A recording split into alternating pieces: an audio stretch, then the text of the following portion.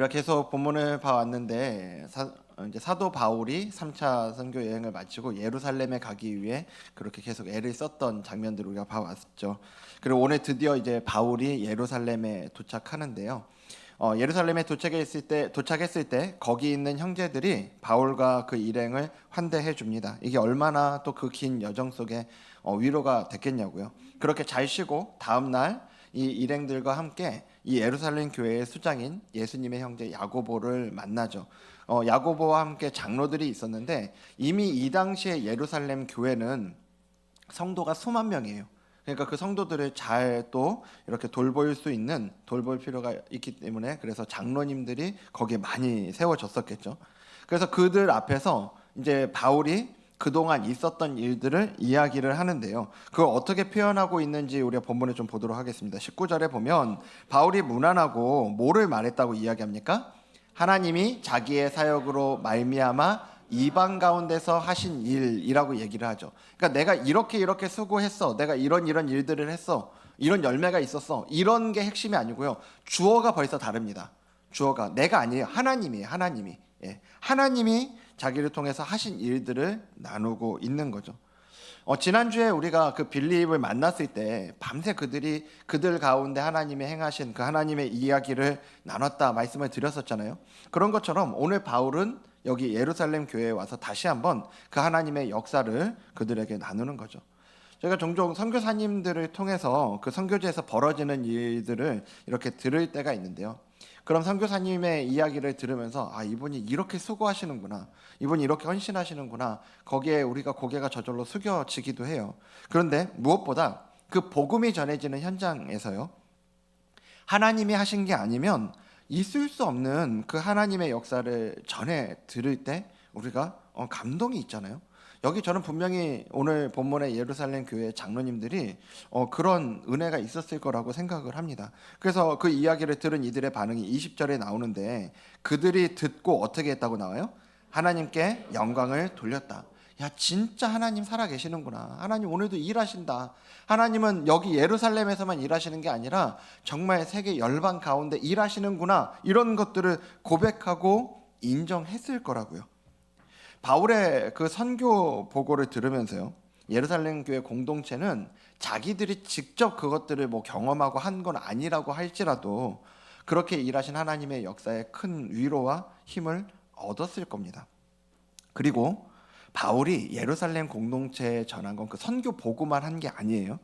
오늘 본문에는 이렇게 드러나진 않는데 바울이 이 3차 선교 여행을 하면서 모은 헌금이 있거든요. 그 교회들이 예루살렘 교회를 위해서 헌금한 게 있는 거예요. 그 로마서에 보면 그 기록이 나와 있습니다. 로마서에 보면 그래서 25장 25, 26절에 보면 자기가 예루살렘으로 가는 이유를 얘기를 해요. 이제는 내가 성도 섬기는 일로 예루살렘에 가노니, 그러면서 이는 마게도냐와 아가야 사람들이 뭐 했다고요? 예루살렘 성도 중 가난한 자들을 위하여 기쁘게 얼마를 연보하였음이라. 예. 이 마게도냐와 아가야 사람들이 누구예요? 바울이 3차 전도 여행 때 이렇게 다녔던 지역 그 교회 사람들이잖아요. 그가 지나온 지역의 교회들이 이렇게 예루살렘 교회 안에 있는 어려운 이들을 위해서 마음을 모은 거죠. 우리가 이걸 보면서 알 수 있는 게 뭐냐면 초대 교회는 그때는 모든 교회가 다 한 하나님의 교회로 서로 여기고 있었다는 거 우리가 좀 볼 수 있는 거죠. 우리 교회, 너네 교회 이런 게 아니었다는 거예요. 서로의 상황을 자기의 상황으로 여기면서 함께 아파하고 함께 울고 함께 웃고 함께 기뻐하는 그런 공동체였다는 거죠. 그런 마음으로 여기 마게도냐와 아가야의 교회가 헌금을 모아서 예루살렘 교회에 전하기를 원했고 이제 바울이 그 헌금 가지고 예루살렘에 온 겁니다. 여러분, 바울이 그 헌금을 가지고 오면서 어떤 마음이었겠어요? 자기가 복음을 전한 저 이방의 교회들이 자기들만 아는 모임으로 우리 괜찮으니까 다 좋은 거야. 그리고 자기들만 아는 모임으로 그치지 않았잖아요.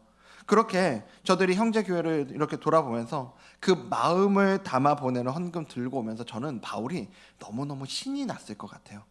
그 마음을 알고요.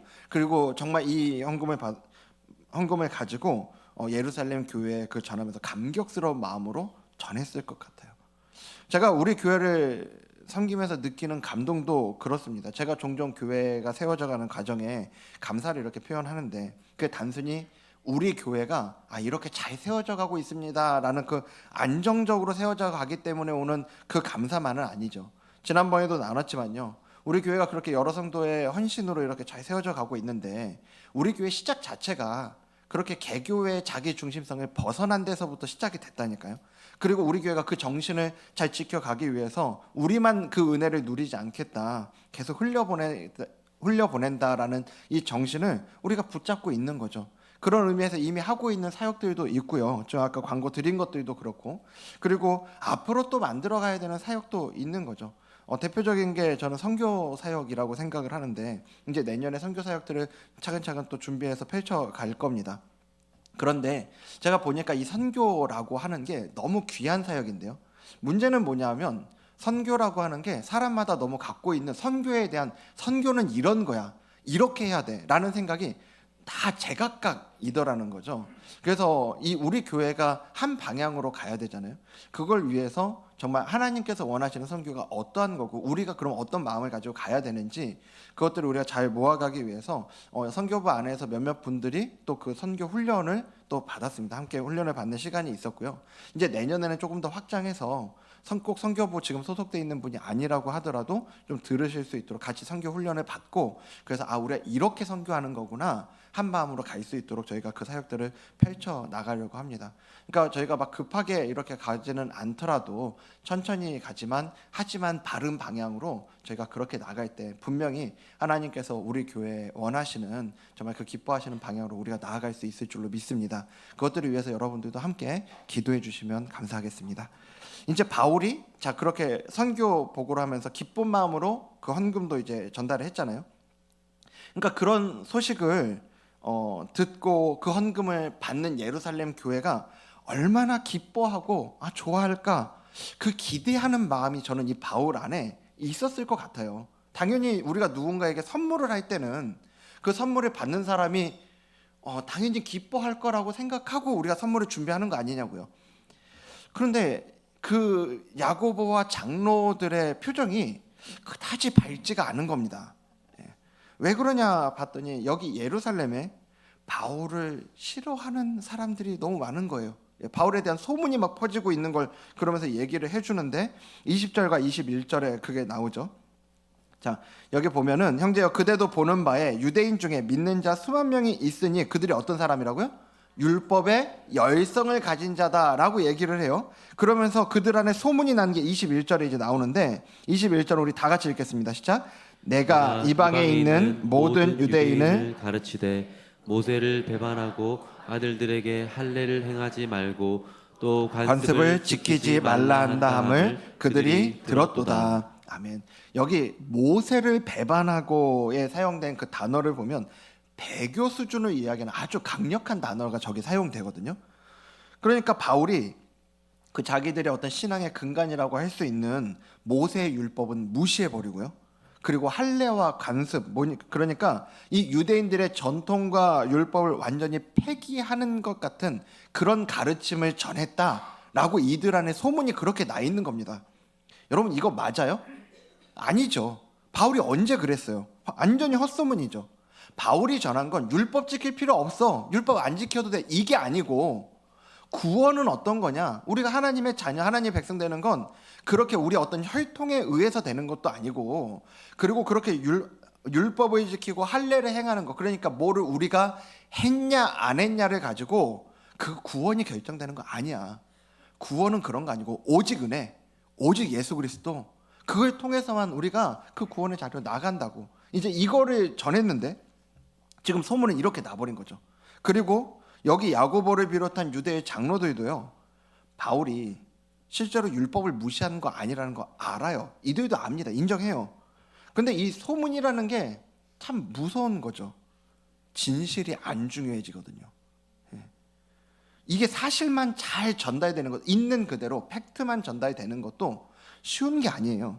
근데 이게 소문이 날 때 더 심각해지는 건 뭐냐면 거기다가 이 당사자에 대한 부정적인 감정이 섞여버리면 이게 훨씬 심각한 상황이 됩니다.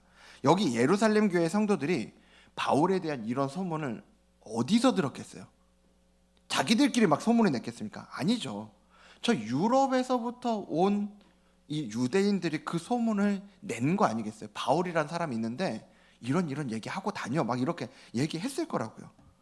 바울이 회당에서 복음을 전할 때 그를 대적했던 그 유대인들이요.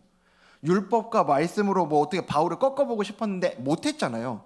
그러니까 그 자리에서도 바울을 해코지하고 바울을 죽이려고 막 발버둥을 쳤던 이들인데, 그러니까 그들이 바울에 대해서 좋은 감정 가질 수가 없었겠죠. 그 맥락에서 이 바울에 대한 안 좋은 소문이 이렇게 퍼진 겁니다. 근데 여러분, 이게 2000년 전에 바울만 겪는 일이 아니에요. 그때 예루살렘 교회에 이렇게 바울에 대한 거짓 소문이 문제가 됐던 것처럼 오늘 교회 안에도 이 잘못된 소문 때문에 상처받는 사람도 생기고요, 관계가 깨지는 일들이 있더라는 거예요. 누군가 그러더라고요. 세상에서 제일 재밌는 게 뭐냐? 뒷담화다. 그 자리에 없는 사람 얘기하는 거. 이게 부정할 수가 없죠. 그 자리에 없는 그 사람 이야기할 때 그 맛이 묘하게 중독성이 있거든요. 그러니까 이게 수천 년의 시간이 지나도 지금까지도 안 없어지고 앞으로도 안 없어질 겁니다. 이거는 그렇게 두세 사람이 모이면 주님이 계셔야 되는데 뒷담화하기 너무 좋은 상황이 만들어지는 거 아니에요. 근데 여러분, 그렇게 모여서 얘기할 때 그래서 정말 주의해야 되는 게 있는데, 조심해야 되는 게 있는데, 이제 앞으로 두세 사람이 모여서 이야기하면 안 됩니다 이런 얘기가 아니라 그때 주의해야 되는 게 있어요. 뭐냐? 카더라, 뭐뭐 하다던데, 이런 얘기가 나오는 건 조심하셔야 됩니다. 그 집사님 요즘 변했다더라, 목사님이 그렇게 먹는 거 많이 밝힌다며, 막 이런 헛소문들이 막 돌아요. 책임은 없고 말만 남아요. 그 말은 막 계속 돕니다. 나중에 진짜 그럼, 아니 나 몰라 근데 그렇다던데, 여러분 이런 건 진짜 위험한 겁니다. 그렇게 두 사람이 듣고 다섯 사람이 알면 그때부터 그 말은 그냥 사실인 거예요. 그렇게 알고 있는 거 많이 계시죠? 혹시 여러분 가운데 그런 대화가 있다면요, 절대 이런 건 그냥 이야기일 뿐이라고. 카더라, 뭐뭐 하다던데, 그런 얘기들이 나올 때 그냥 이거 뭐 얘기하는 건데 뭐, 여러분 이렇게 넘어가시면 안 됩니다. 사단이 그 기회를 놓치지 않아요. 그래서 여러분, 우리가 무엇보다 지켜야 될 건 우리의 입술이에요. 하나님이 사람을 만드실 때 이 사람의, 하나님이 정말 의도를 갖고 만드셨다니까요. 귀는 두 개를 만드시고 닫을 수 없게 만드셨습니다. 그래서 우리가 듣는 건 막을 수가 없어요. 듣는 건 잘 듣는 겁니다. 근데 여러분, 들었다고 우리가 듣는 대로 다 나가는 건 다른 얘기라고요. 우리의 입은 하나님이 닫을 수 있게 하셨어요, 구조적으로. 그 얘기 뭐냐? 듣는 건 막을 수 없지만 나가는 건 막을 수 있고 조심해야 된다는 얘기입니다. 근데 우리가 듣는 것도 거침이 없고 나가는 것도 거침이 없으면 그게 사단의 도구가 될 수 있다라는 걸 우리가 꼭 기억해야 된다는 거죠. 그래서 혹시 그런 상황 가운데 계신 분들 계시다면, 그리고 앞으로 그런 상황 가운데 여러분들이 놓이는 상황이 있다면 멈출 수 있는 그런 은혜가 있기를 간절히 소망합니다. 지금 여기 예루살렘에는 바울에 대한 그런 소문 막 돌고 있는 거예요. 지금 바울과 함께 있는 야고보와 장로들은 바울이 어떤 사람인지, 그 어떻게 선교했는지 알죠, 이 사람들은. 하지만 왜곡된 소문을 접한 이 유대인 그리스도인들에게는 바울이 실제로 어떻게 살았는지 그렇게 안 중요해요. 자기가 들은 것이 사실이라는 전제를 가지고 바울을 볼 거라고요. 그리고 이들은 바울을 그 전에 실제로 본 적도 없어요. 그러니까 이들이 바울을 판단할 수 있는 유일한 판단 기준이 뭐냐면 자기들이 들은 그에 대한 왜곡된 소문밖에는 없는 거죠, 그 판단 기준이. 그러니까 바울이 얼마나 이상하게 보이겠냐고요. 문제는 이제 지금부터 이제 어떻게 할 거냐인 건데, 이제 이 상황에서 장로들이 바울에게 이 맥락에서 한 가지 제안을 합니다.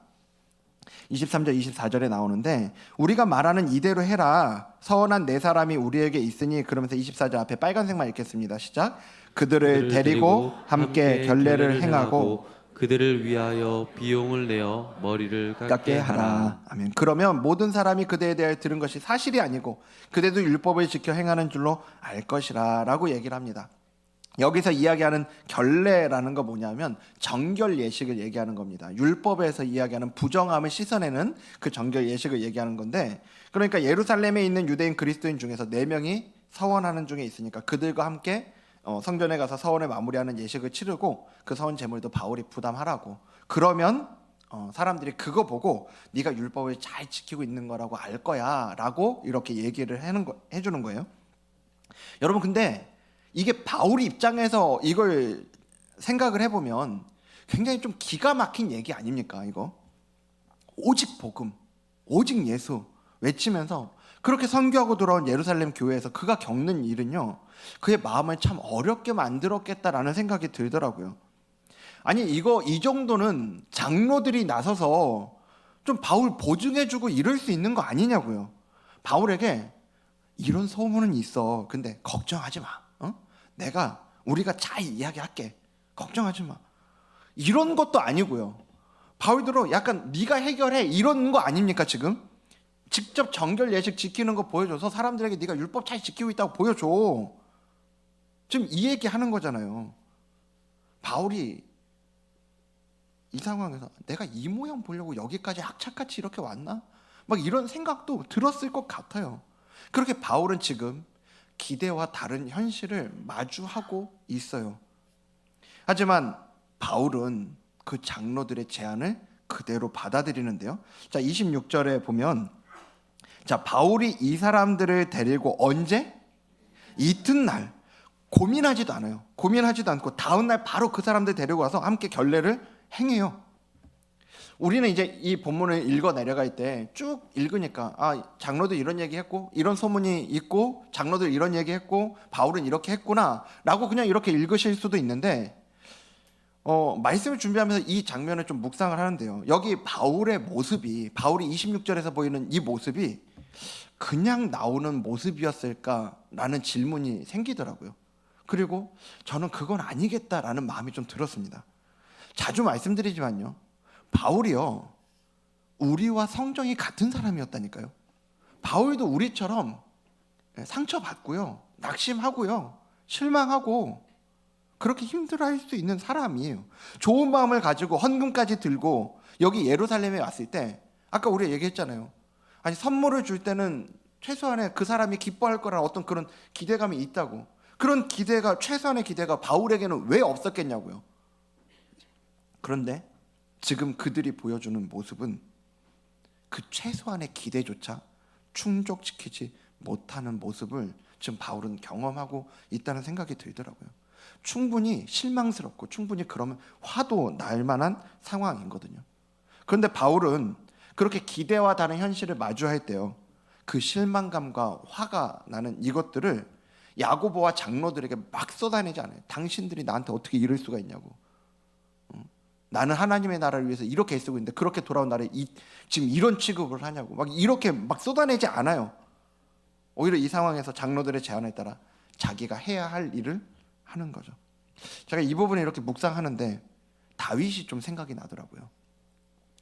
다윗이 골리앗하고 맞서 싸우잖아요. 그래서 우리가 그 장면을 떠올릴 때 대부분 생각이 많이 나게 되는 건 그 다윗과 골리앗이 이렇게 서 있고 다윗이 물맷돌 던져가지고 그 골리앗의 뚝배기를 깨는 이제 이런 장면을 우리가 생각을 합니다. 근데 그 과정, 그 전의 과정을 보면 주목할 만한 한 장면이 하나 있어요. 다윗이 처음부터 군대에 징집됐던 게 아니잖아요. 다윗은 그 자리에 왜 간 거냐면 그 형들이 군대에 이렇게 징집돼서 갔는데 형들에게 아버지 이새가 가서 도시락 좀 전해줘라 얘기하는 거예요. 그러니까 아버지 말씀에 순종해서 양치는 거 잠깐 내려놓고 형들에게 도시락 갖다 주러 갔다가 그때 거기에서 골리앗이 이스라엘의 군대를 조롱하는 거, 막 하나님 조롱하고 이스라엘 군대를 조롱하는 걸 본 거죠. 그걸 보고 이제 다윗이 어떻게 저런 소리를 듣고만 있냐, 저놈은 도대체 누구길래 살아계신 하나님의 군대를 이렇게 모욕을 하는 거냐 막 얘기하고 옆 사람하고 얘기하고 있는데 그걸 그 큰형 엘리압이 들은 겁니다. 근데 큰형 엘리압이 그걸 듣고 야, 이놈이 이런 생각도 할 줄 알고 기특하네? 안 그래요. 큰형 엘리압이 어떻게 다윗을 대하는지 사무엘상 17장 28절에 나오거든요. 큰형 엘리압이 다윗이 사람들에게 하는 말을 들은지라 그가 다윗에게 노를 바라요. 화를 냈다는 얘기예요. 그러면서 뭐라고 얘기하냐고. 여기 같이 한번 읽겠습니다. 시작.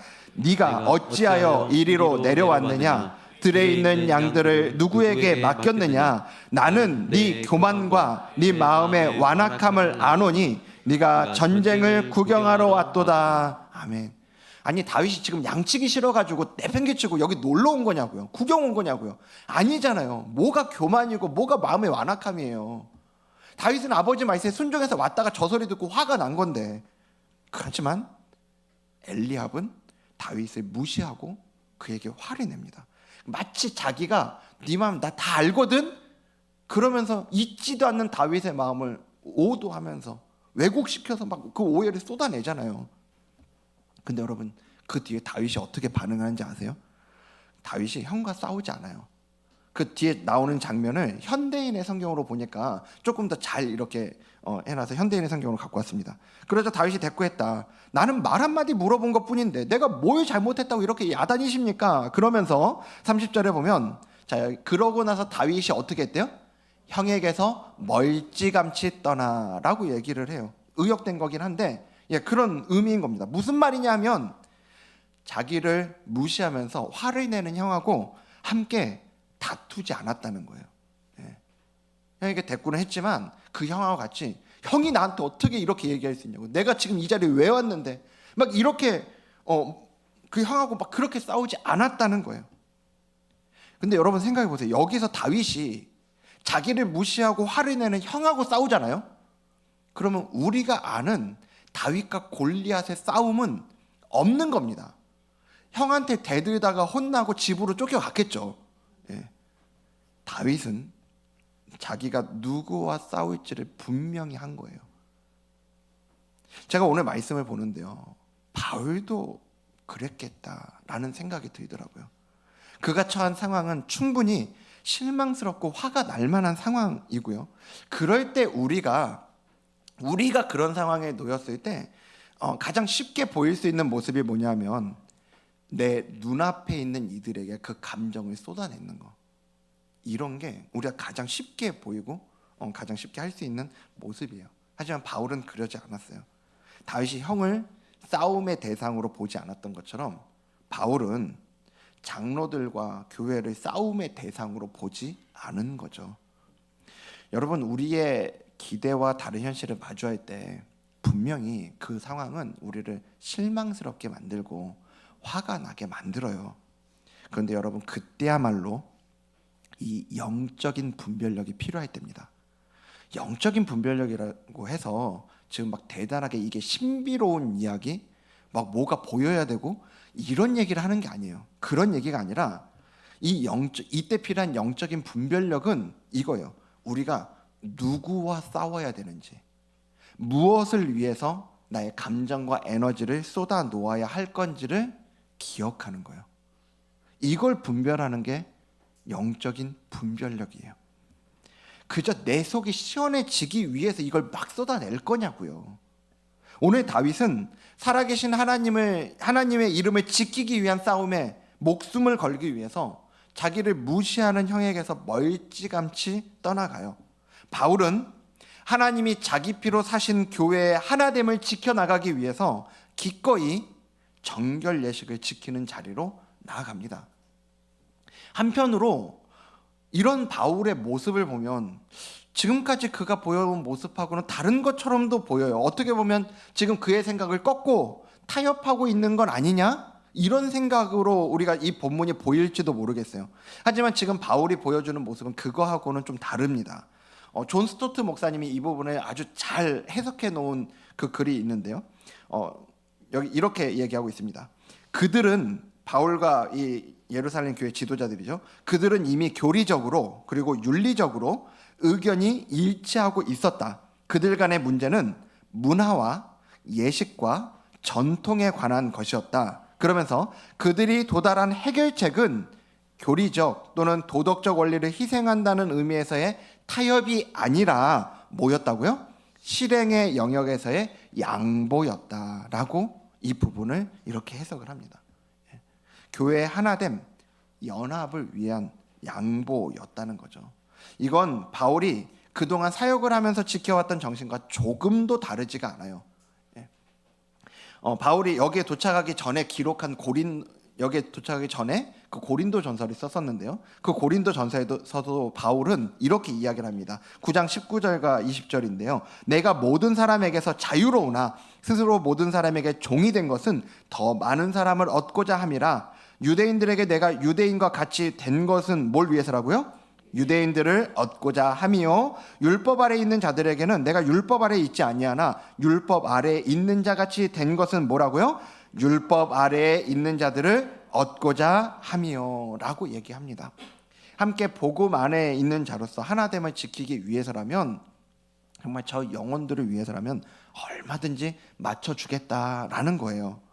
여러분, 우리도 살아가다 보면 기대와 다른 현실을 마주할 때가 있어요.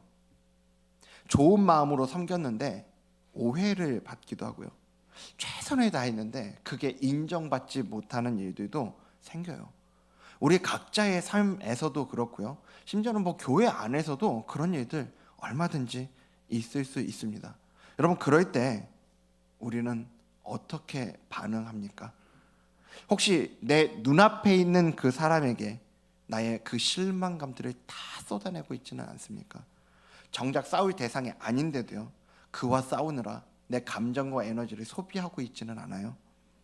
여러분, 우리가 싸워야 할 대상과 지켜야 할 대상을 헷갈리시면 안 됩니다. 그래서 오늘 바울이 보여주는 모습은 타협이 아닌 거예요. 그는 복음의 진리를 양보하는 게 아니고요, 교회의 하나됨을 위해서 자기의 권리를 내려놓은 겁니다. 자기 기분이 상할 수 있었지만 교회의 화평을 선택한 거죠. 오늘 바울은 기대와 다른 현실 앞에서 실망스러운 일을 맞이했는데 그 실망에 휘둘리지 않았습니다. 그리고 그 순간에 올라오는 감정에 따라서 그걸 결정하지 않았어요. 그렇게 그는 이 교회를 지켜야 할 것을 지켜나가요. 오늘 우리도 기대와 다른 현실을 마주하게 될 때요, 실망과 감정을 넘어서 우리가 지켜나가야 할 그것을 잘 지켜나갈 수 있는 은혜가 있기를 주님 이름으로 축복합니다. 오늘 말씀 맺으면서요, 여러분 이런 거죠. 여러분 힘드십니까? 여러분 그러면 저를 의지하십시오. 제가 너무 멉니까? 그러면 순장님 계시잖아요.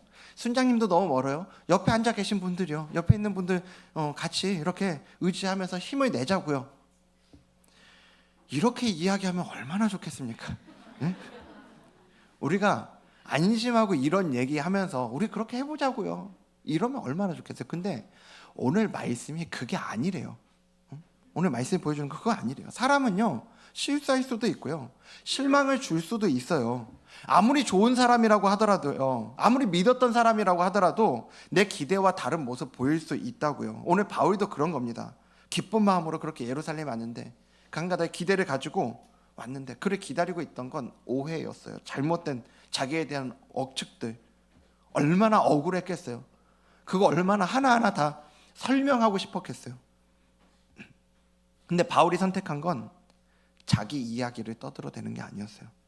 자기를 방어하는 게 아니었어요. 그는 공동체가 흔들리지 않는 길을 선택한 겁니다. 왜요? 바울에게 더 중요한 건 자기 감정을 지키는 게 아니라 공동체 그리고 하나님이었던 거죠. 저도 그렇습니다. 제가 있는 이 자리가 감정대로 하는 그런 자리는 아니잖아요. 제가 어떤 상황에서 올라오는 막 감정대로 그 감정 따라서 이때는 이랬다가 이때 저랬다가 이렇게 하면 우리 교회는 어떻게 되겠냐고요. 우리 교회와 우리 공동체를 위해서 생각하고 또 선택하고 결정해야 되는 자리가 이 자리고요. 그걸 위해서 기도할 수밖에 없는 자리가 이 자리인 것 같아요.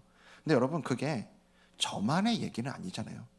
우리 각자가 있는 우리 각자의 삶의 자리에서요, 우리 모두가 우리 각자의 가정과 각자의 일터와 각자가 겪고 있는 그 상황들 안에서 기대와는 다른 그 상황들을 마주합니다. 근데 여러분, 그때 우리가 지켜야 할 것을 잘 지켜야 되는 거죠. 오늘 바울이 가지고 있는 그 믿음, 그건 뭐였습니까?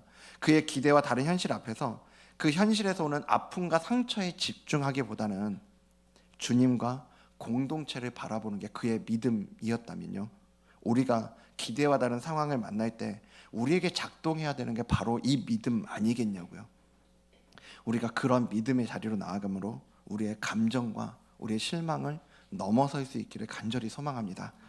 영적인 그 분별력을 가지고요, 주님이 우리에게 맡기신 하나님의 자녀로서의 그 진짜 싸움을 싸우고 거기에서 오는 승리를 경험하는 저와 여러분 되길 주님 이름으로 축복합니다. 오늘 말씀을 생각하면서 우리 함께 찬양하며 나아가기 원하는데요, 요즘에 듣는 찬양 중에 주의 자녀로 산다는 것은 이라는 찬양이 있어요. 그 찬양 가사를 보면은 이렇습니다. 주의 자녀로 산다는 것은 불 가운데로 걸어가는 것, 바다 위로 걸어가는 것이래요. 불을 피하고 바다를 피하는 게 아니라, 벗어날 수 있는 게 아니라 그 가운데 지나가는 거래요. 근데 불 가운데로 걸어가는 건데 그 속에서 신실하게 날 지키시는 그 주님의 손길을 경험하는 것, 그것이 주님의 자녀로 살아가는 거랍니다. 그 주의 자녀로 살아간다는 건 바다 위로 걸어가는 건데 그 안에서 내 온몸을 덮쳐오는 폭풍 속에서 잠잠히 주님을 바라보는 것, 그것이 주의 자녀로 살아가는 거죠. 오늘 기대와 다른 현실을 마주하는 우리들이 기대와 다른 현실을 마주했을 때 거기에서 오는 실망과 감정의 날이 내맡기는 것이 아니라 그 가운데 우리와 함께하고 계시는 그 주님을 바라보기를 원합니다. 그리고 그 주님을 바라보겠습니다 라는 그 믿음의 고백을 가지고 우리 함께 주의 자녀로 산다는 것 함께 찬양하며 나아가도록 하겠습니다.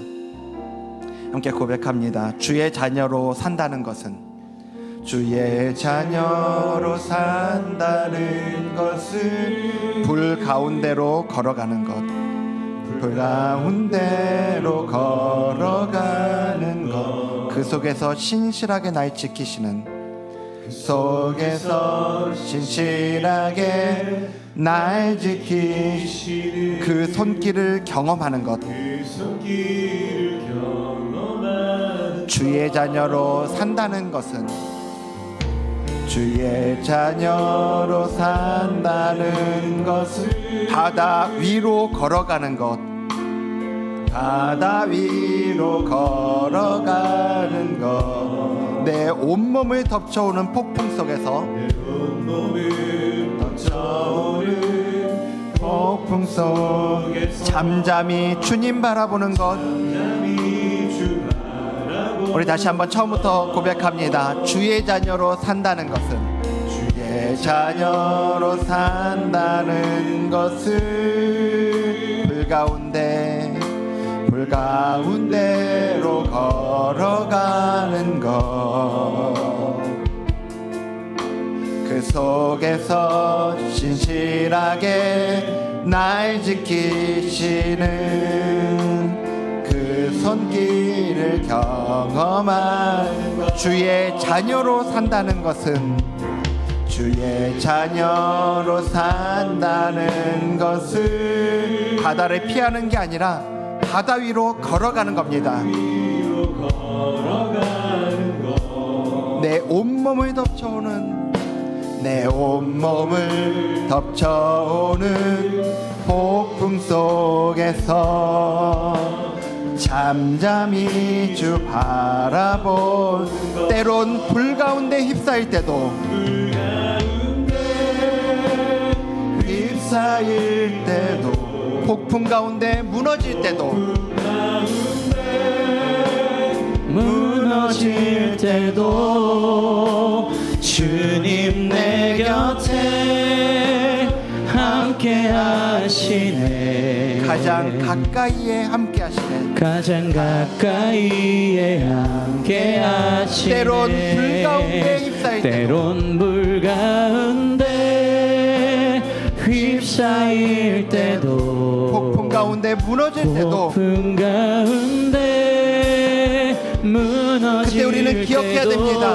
주님 내 곁에, 주님 내 곁에 함께 하시네. 가장 가까이에, 가장 가까이에 함께 하시네. 주의 자녀로 산다는 것은, 주의 자녀로 산다는 것은 나도 그들을 용납하는 것, 나도 그들을 용납하는 것. 나를 위해 달리신 그 십자가 사랑, 나를 위해 달리신 십자가 사랑, 그 사랑으로 살아가는 주의 것. 자녀로 산다는 것은 주의 자녀로 산다는 것은 주님과 함께 동행하는 것, 주님과 함께 동행하는 것. 주께서 주신 십자가 기꺼이 지고 주께서 지신 십자가 기꺼이 지고 주와 함께 걸어가는 그래서 우리 이렇게 고백합니다. 때론 불 가운데 휩싸일 때도 폭풍 가운데 무너질 때도 주님 내 곁에 함께 하시네. 가장 가까이에 함께 하시네. 때론 불 가운데, 때론 불 가운데 휩싸일 때도 폭풍 가운데 무너질 때도 주님 내 곁에 함께 하시네. 가장 가까이에. 우리 마지막으로 가슴에 손을 얹고 우리 찬양합니다. 때론 불 가운데 휩싸일 때도 폭풍 가운데 무너질 때도 가운데 무너질 주님, 우리가 그때 기억하기 원합니다. 주님 내 곁에 함께 하시네. 가장 가까이에 함께 하시네. 때론 불 가운데 휩싸일 때도 폭풍 가운데 무너질 때도 주님 내 곁에 함께 하시네. 가장 가까이에 함께 하시네.